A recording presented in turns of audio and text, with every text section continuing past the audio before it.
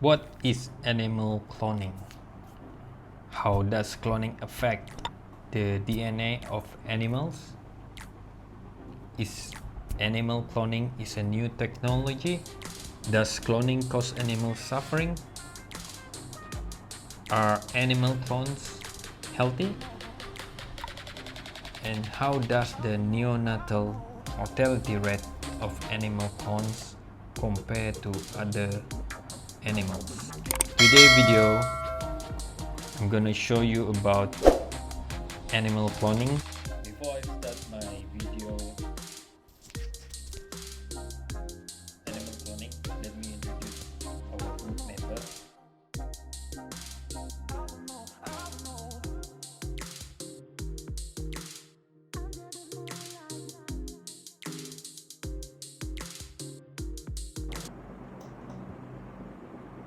Hey, my name is Zaid Sahab. Hello, and welcome to another episode of Demystifying Medicine. In this episode, we will be exploring the world of animal cloning. Although the topic of animal cloning is controversial to say the least, researchers and scientists alike have argued for ways in which cloning can be useful. But first, you might be wondering, what exactly is animal cloning? Well, according to the US Food and Drug Administration, cloning is a complex process that lets one copy the exact or inherited traits of an animal. Most famously, scientists at the Roslin Institute, who were attempting to develop a new method for producing genetically modified livestock, cloned a sheep named Dolly. There once was a time where if this sheep passed away, there were no other options. However, due to the work of these scientists, as well as other researchers across the globe, the cells of one sheep can be used to make a new yet identical sheep. To produce Dolly, udder cells from a 6-year-old Finn Dorset white sheep were used. The scientists were able to find a way to reprogram the udder cells to ensure they were alive, but also to stop further growth. The cells from the udder were then placed into an unfertilized egg from a Scottish black-faced ewe, which had its nucleus removed. This was crucial to ensure the genetic material was passed on. To ensure the sheep cell was fused with the egg, electrical pulses were used to stimulate fertilization. The egg was then implanted into the surrogate mother, which was another black-faced ewe. 277 cell fusions, 29 early embryos, and 13 surrogate mothers later, one pregnancy went to full term and Dolly the sheep was born. Dolly lived in the Roslin Institute, and she even mated and produced offspring. Unfortunately, at the age of 6, she was euthanized due to complications which are common in sheep raised indoors, including arthritis in the hind leg. In terms of the visual looks of the cloned animal, it will not look completely identical to the original. This is because, in conjunction with the genetic material, the environment also plays a large role in how an organism develops. This can be seen in the first cat to be cloned, who is a female calico cat that is very distinct from her mother. The difference in color and pattern of the cats cannot be attributed exclusively to genes and is thus the result of epigenetic and environmental factors. Now you may ask the question, why would we clone animals? Well, cloning allows for researchers to make copies of animals with potential benefits for medicine and agriculture. In the case of Dolly, researchers were able to transfer human genes that produce useful proteins into sheep and cows so that they can produce these proteins. For example, factor IX is a protein involved in the treatment of hemophilia. The goal is that this protein can be purified from milk and given to those whose blood does not clot. After consulting with many independent scientists and experts in cloning, the US Food and Drug Administration agreed that milk and meat from cloned animals, such as cattle, pigs, and goats, are equally as safe to those which are not cloned. This means that cloning methods can be used to make copies of animals with desirable traits, such as increased milk production and leaner meats. However, due to cost restrictions, this may take several years before it becomes widespread. Another application of animal cloning is to create clones to build populations of endangered or possibly even extinct species of animals.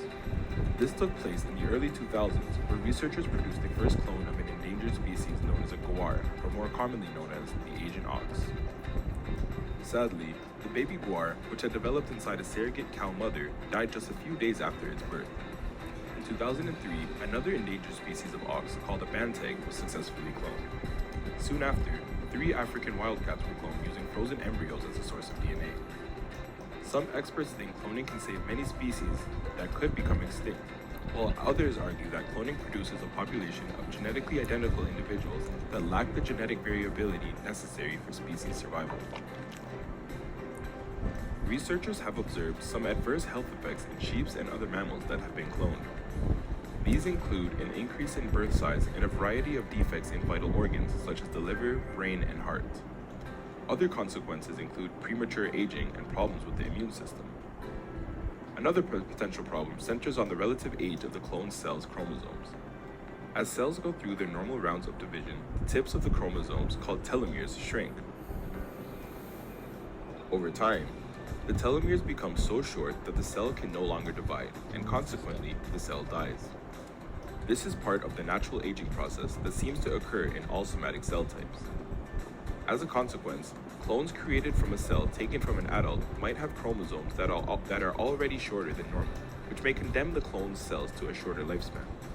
For example, Dolly was cloned from the cell of a 6-year-old sheep whose cells have undergone many rounds of division, leading to chromosomes that were shorter than those of other sheep her age. As a result, Dolly died when she was 6 years old, about half the average sheep's 12-year lifespan. The last application of animal cloning that we will touch upon in this video is stem cell transplants. Stem cells, which go on to form all cells of an organism, can be manipulated to repair damaged or deceased organs and tissues.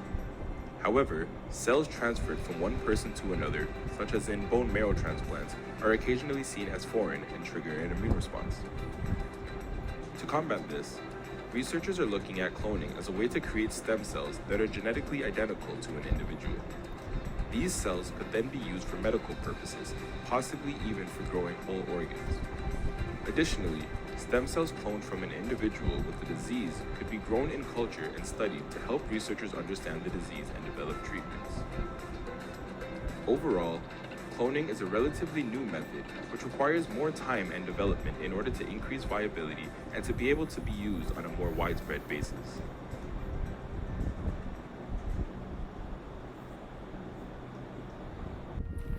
So what do you think about this video? Let me know in the comment. Please hit the like button, share, and hit the subscribe button for my YouTube channel. Thank you.